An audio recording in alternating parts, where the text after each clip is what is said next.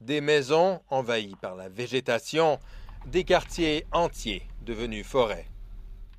Vidée de ses habitants après l'explosion de la centrale nucléaire, Tchernobyl est aujourd'hui une ville fantôme.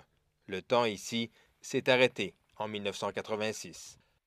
Les autorités à l'époque ont attendu 1 jour et demi après l'explosion avant de se décider à évacuer les populations des alentours.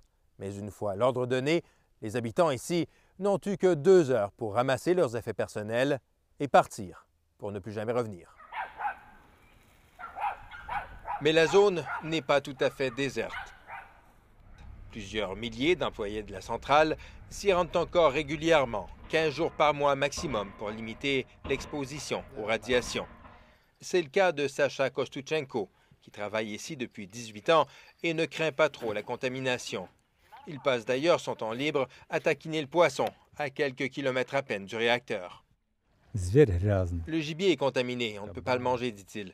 Mais le poisson, lui, il est bon. Plus courageux encore, ou inconscient, c'est selon, Olga et Andrei Roudchenko habitent ici en permanence. Évacués après la catastrophe il y a 25 ans, comme plus de 100 000 résidents de la zone, ils ont bravé l'interdit pour revenir vivre chez eux 8 ans plus tard. Nous sommes des illégaux. Nous n'avons aucun droit ici, précise Andrei, en nous demandant de garder le secret. Ils nous ont donné un appartement en Crimée, mais je ne m'y suis jamais habituée. J'étais très malheureuse, confie Olga.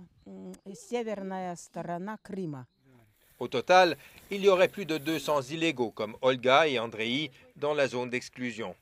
Mariés depuis 53 ans, les Roudchenko y vivent maintenant en parfaite autonomie. Ils élèvent des vaches et cultivent la terre, jurant qu'elle n'est pas contaminée. Une question de vent dominant, assure Andrei. Selon lui, les radiations n'ont pas eu d'incidence sur leur santé.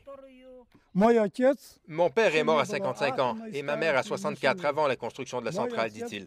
Et moi, j'ai déjà 77 ans, alors... Enfants de Tchernobyl, Olga et Andrei ont fait le vœu d'y habiter jusqu'à leur mort. Car l'endroit n'est pas pour eux un symbole de drame et d'horreur, mais plutôt un havre de paix et de sérénité. Jean-François Bélanger, Radio-Canada, Tchernobyl.